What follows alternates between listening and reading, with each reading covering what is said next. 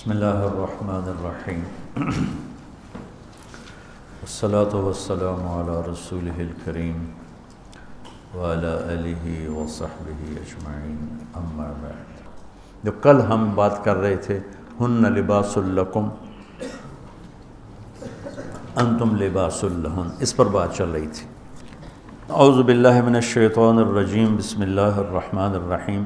احل لکم لیلۃ الصیام الرفث الی نسائکم ہن لباس لکم وانتم لباس لہن علم اللہ انکم کنتم تختانون انفسکم فتاب علیکم وعفا عنکم فالآن باشروہن وابتغوا ما کتب اللہ لکم وکلوا واشربوا حتی یتبین لکم الخیط الابیض من الخیط الاسود من الفجر ثم اتموا الصیام الی اللیل ولا تباشروهن وانتم عاکفون فی المساجد تلک حدود اللہ فلا تقربوها كذلك يبین اللہ آیاتہ للناس لعلہم یتقون۔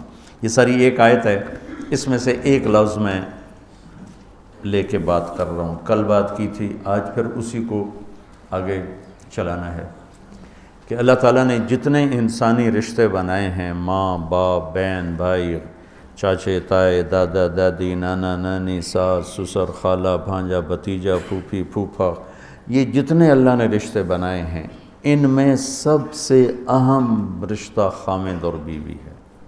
سب سے اہم رشتہ خامند اور بیوی ہے، سب سے قریب ترین رشتہ خامند اور بیوی۔ لباس سے زیادہ کوئی چیز میرے قریب ہے، آپ کے قریب؟ لباس سے زیادہ کوئی چیز قریب ہے؟ بولو۔ تو اللہ تعالیٰ کہہ رہا ہے کہ میری بیوی میرا لباس ہے، اور میری بیوی سے کہہ رہا ہے کہ تیرا خامن تیرا لباس۔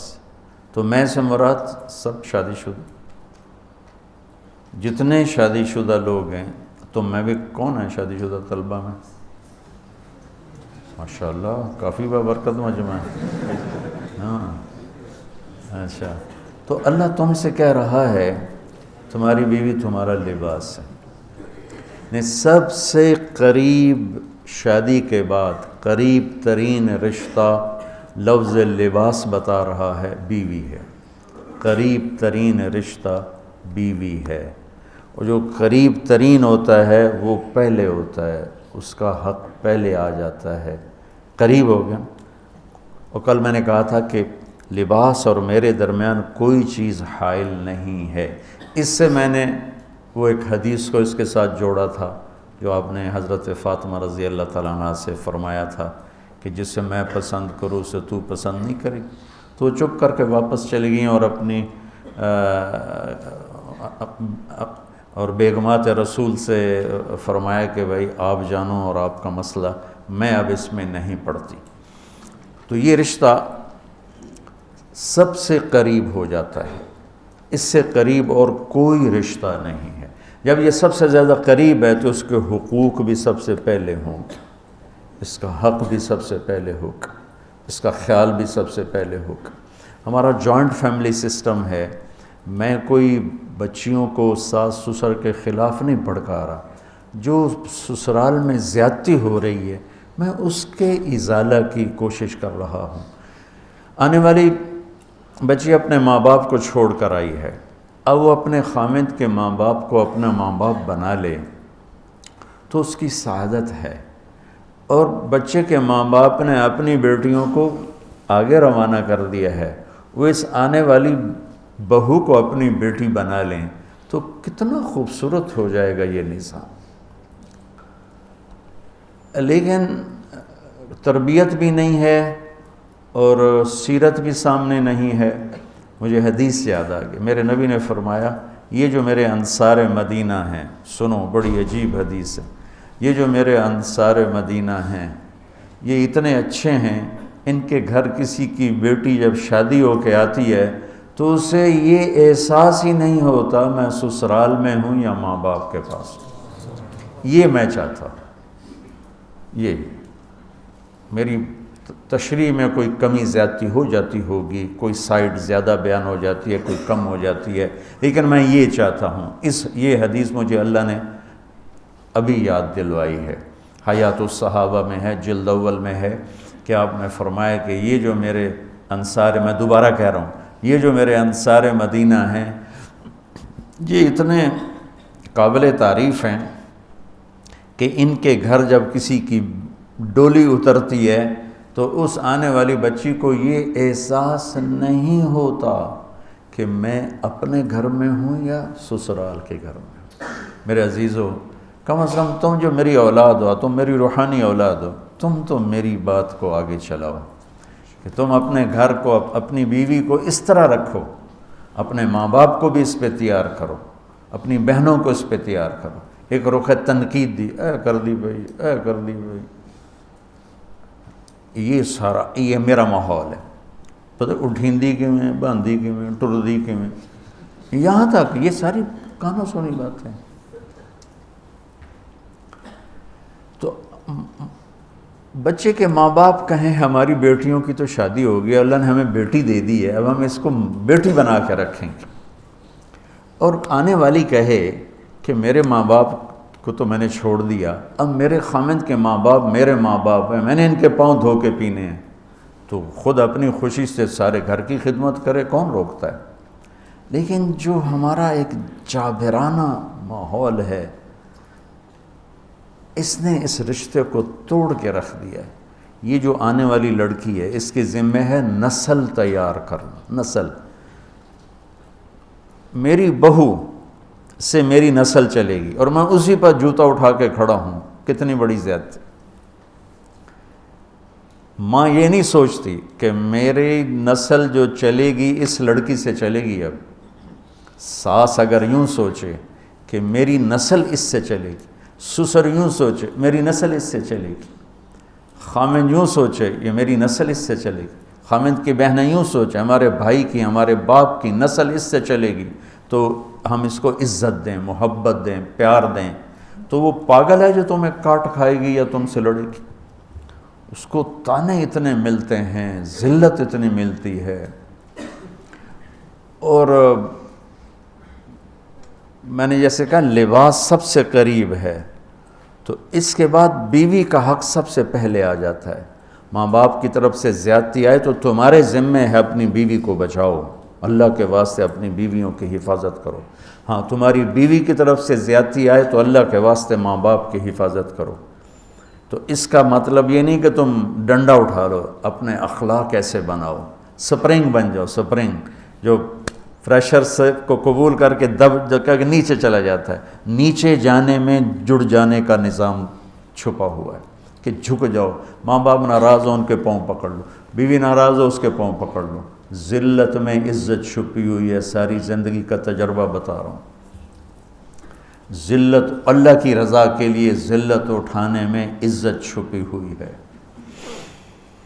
ہن لباس لکم، کتنا ہی مجھے غصہ چڑھا ہو میں اپنے کپڑے پھاڑوں گا، مجھے غصہ آ گیا میں نے اپنے کرتے پھاڑنے میں، کسی یہ پاگل تو کرے گا، سمجھدار دوئے دا کرتا پاڑے گا، اپنا نہیں پاڑے گا۔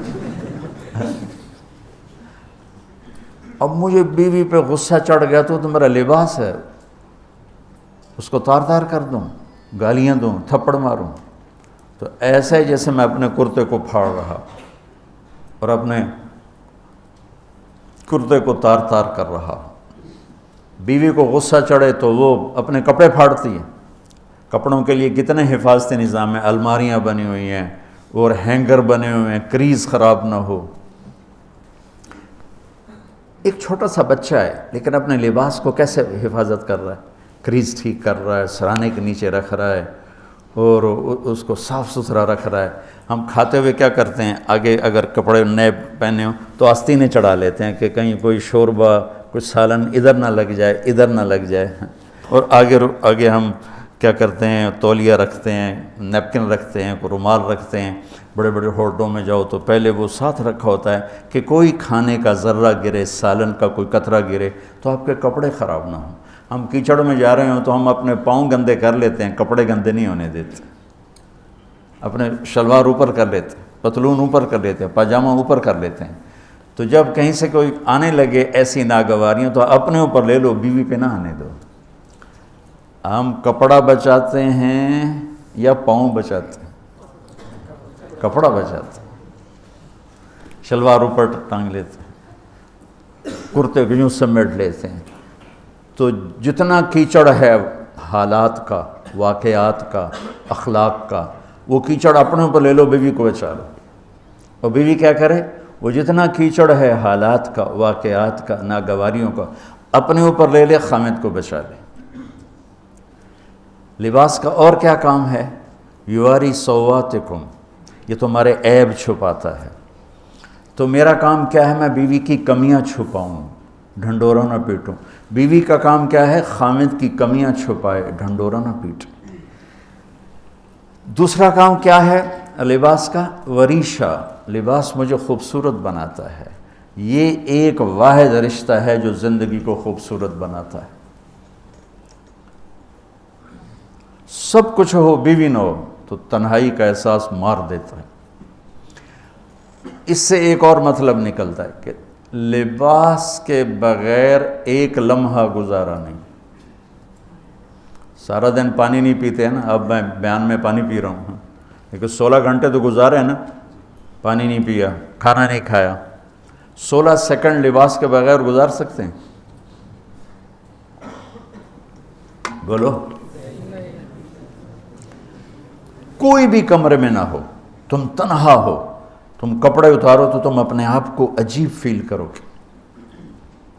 تم خود اپنے آپ کو چادر میں چھپانے کی کوشش کرو گے. ان لباس ایک ایسی زبردست ضرورت ہے بلا دلیل کہ تم تنہا کمرے میں بھی کپڑے اتارو تو تم اپنے آپ کو عجیب سا محسوس کرتے ہو. اس سے پتہ چلا کہ بیوی کے بغیر کوئی زندگی نہیں ہے اور خامد کے بغیر عورت کی کوئی زندگی نہیں ہے. یہ ہمارا بدبخت معاشرہ ہندی کہ کسی بچی کو طلاق ہو جائے وہ گل سڑ کے مر جاتی، اس کی شادی نہیں ہوتی. کوئی جوان بچی بیوہ ہو جائے وہ سسک سسک کے مر جاتی، اس کی شادی نہیں ہوتی. کوئی 40-50 سال کا ہو جائے مرد، اس کی بیوی مر جائے، کوئی اس کو لڑکی دینے کے لیے تیار کوئی نہیں. اور لباس کا لفظ بتاتا ہے کہ شادی کے بغیر انسان ننگا ہے، اور ننگے انسان کا کوئی کہیں بھی گزارا نہیں ہے. لفظ لباس بتاتا ہے کہ ہم اس چیز کو رواج دیں کہ شادیاں ہوں، بیوہ کی شادی ہو، مطلقہ کی شادی ہو. کوئی کس کی بیوی مر جاتی ہے، حضرت ابن مسعود کا فرمان ہے اگر میری موت میں 10 دن باقی ہوں تو بھی میں شادی کر لوں گا اگر میری بیوی مر جائے تو. ابو ہریرہ کہتے ہیں اگر میری زندگی میں 7 دن باقی ہوں اور میری بیوی مر جائے تو میں 1 ہفتہ بھی شادی کے بغیر نہیں رہوں گا، میں شادی کر لوں گا. تو ہم ایک ہندی معاشرے سے متاثر ہیں جہاں بیوہ کی کوئی سنوائی نہیں، مطلقہ کی کوئی سنوائی نہیں، اور کوئی جوان بھی 2-4 بچے ہیں اور بیوی مر جائے تو اس کی کوئی شادی نہیں ہے. وہ سسک سسک کے وہ بلک بلک کے زندگی گزارتے ہیں. ہم لوگ اس کو رواج دیں. لباس، لفظ لباس بتا رہا ہے کہ جیسے لباس کے بغیر ایک لمحہ آدمی چین سے نہیں بیٹھ سکتا، ایسے ہی اس رشتے کے بغیر زندگی میں کوئی خوبصورتی نہیں، کوئی حسن نہیں ہے. ہن لباس لکم وانتم لباس لہن. تو لباس کیا کرتا ہے؟ زیب و زینت. لباس کیا کرتا ہے؟ عیب چھپاتا ہے. لباس کیا کرتا ہے؟ خوبصورت بناتا ہے. تو اس رشتے کو خوبصورت بنانا ہے بیوی خامند کے لیے، خامند بیوی کے لیے. کس طرح یہ رشتہ خوبصورت بنے گا؟ اچھے اخلاق کے ساتھ. اچھے اخلاق کے ساتھ. اگر گھر والوں کے اخلاق اچھے ہوں، وہ بچی ساس سسر کو ماں باپ بنا لے، ساس سسر بچی کو ماں باپ بنا لیں، خامند بیوی کو ہتھیلی کا چھالا بنا لے، بیوی خامند کو ہتھیلی کا چھالا بنا لے. میں قربان جاؤں اپنے نبی پر. ساری کائنات کو نور ایمان دینے والی ہستی، اور حضرت عائشہ رضی اللہ عنہ کو لقمے بنا کے کھلا رہے. کمال. حضرت عائشہ رضی اللہ تعالیٰ عنہ وہ بڑی بڑی بوٹیاں ہوتی تھیں نا، وہ اٹھا کے ایسے نوچتیں اور پھر رکھ دیتیں، روٹی کا ٹکڑا اٹھاتیں. میرے نبی وہی بوٹی اٹھاتے جہاں حضرت عائشہ نے نوچا ہوتا تھا، وہیں دکھا کے کرتے تھے ان کی محبت کو لینے کے لیے. اور ہمیں سکھانے کی۔ تو حضرت عائشہ رضی اللہ تعالیٰ عنہ گلاس اٹھاتی اور یہ پیا، یہ رکھا۔ میرے نبی اٹھاتے اور جہاں حضرت عائشہ کے ہونٹ لگے ہوتے تھے وہاں ہونٹ رکھ کے، یہ زندگی سکھائی ہے۔ یا عائشو، کیا محبت سے بولا عائشہ نے، یا عائشو یا حمیراء، عائشہ آؤ دوڑ لگائیں۔ عائشہ مجھے پتہ چل جاتا جب تو میرے اوپر ناراض ہوتی ہے۔ حضرت عائشہ نے کہا وہ کیسے؟ کہ جب تو میرے اوپر ناراض ہوتی ہے نا تو یہ نہیں کہتی مجھے رب محمد کی قسم، تو کہتی مجھے رب ابراہیم کی قسم۔ جب تو میرے اوپر راضی ہوتی ہے تو کہتی ہے مجھے رب محمد کی قسم، اور جب تو میرے اوپر ناراض ہوتی ہے تو کہتی مجھے رب ابراہیم کی قسم۔ کہ یا رسول اللہ صلی اللہ علیہ وسلم نام ہی آپ کا نہیں لیتی، میرا تو دل آپ پہ کیا، میری جان قربان ہے آپ پر۔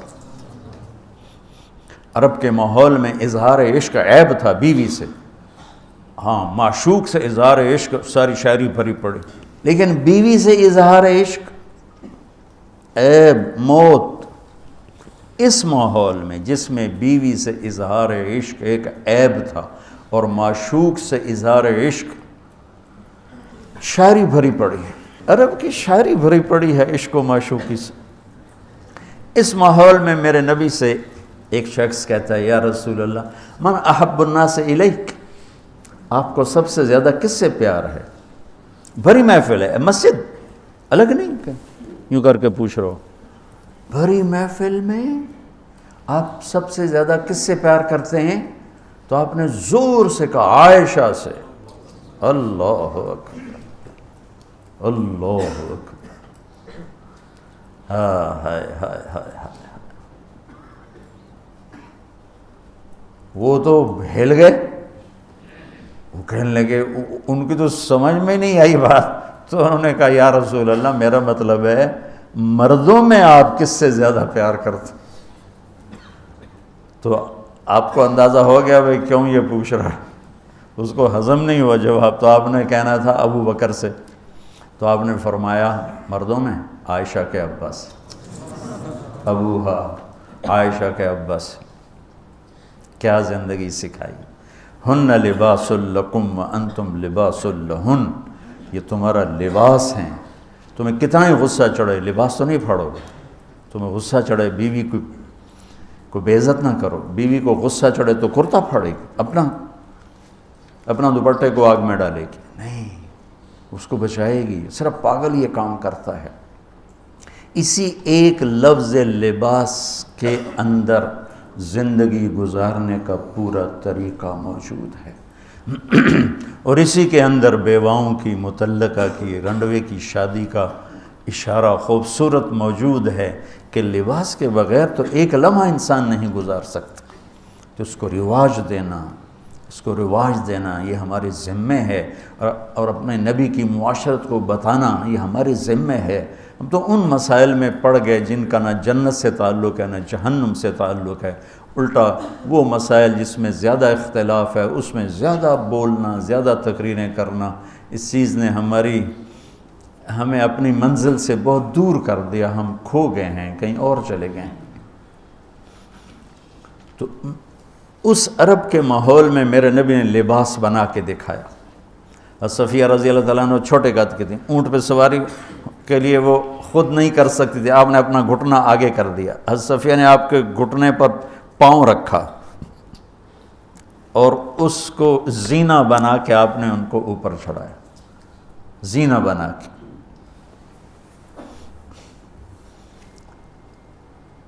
جہاد کے سفر سے واپسی ہو رہی ہے، سب صحابہ سے کہا آگے نکل جاؤ، سب آگے نکل گئے، اتنا نکلے کہ غائب ہو گئے، نظر نہیں آ رہے۔ تو آپ نے کہا عائشہ دوڑ لگائیں، اللہ، عائشہ دوڑ لگائیں،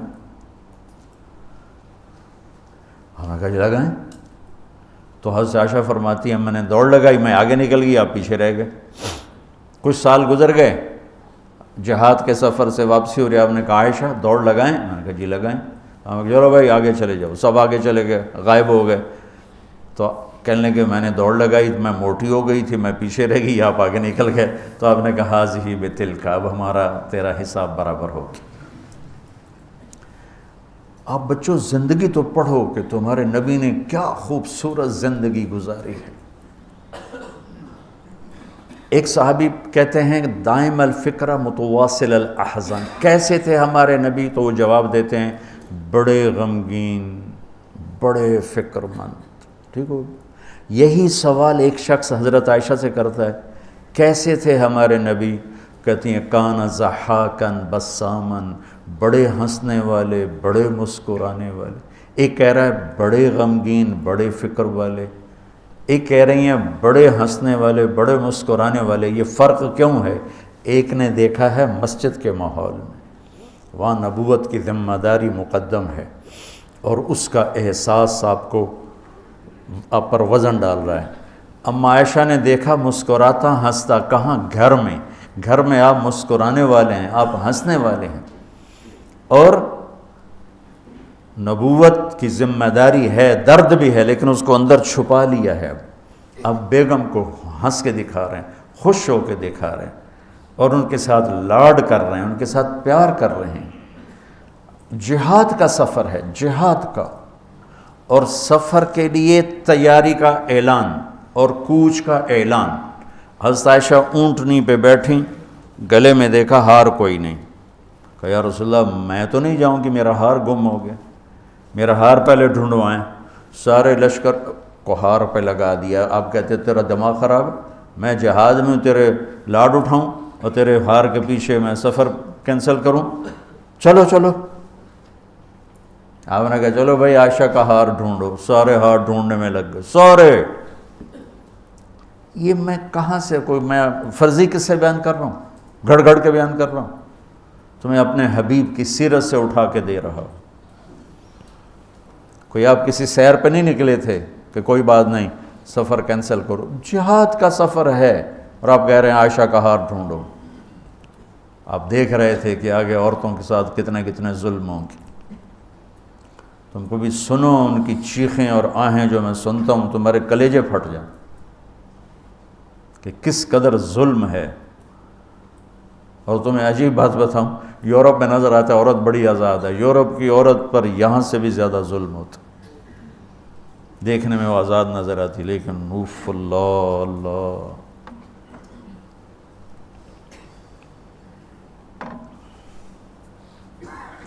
شام ہو گئی تو قافلہ رک گیا، اب تو بھائی شام ہو گئی، ہار نہیں ملا۔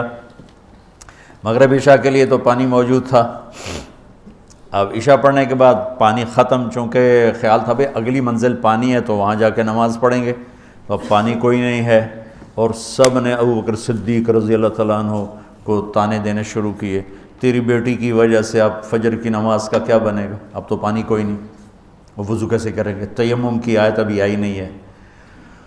تو حضرت ابو بکر صدیق کو غصہ چڑھا، وہ گئے اللہ کے نبی کے خیمے میں، وہ تو باب تھے، تو آگے اللہ کے نبی حضرت عائشہ کی گود میں سر رکھے سو رہے تھے، حضرت عائشہ یوں بیٹھی ہوئی تھی۔ تو اب کیا کریں، وہ سوئے ہوئے ہیں تو بول تو سکتے نہیں، تب وہ چہرے سے ان کو ڈانٹ رہے ہیں۔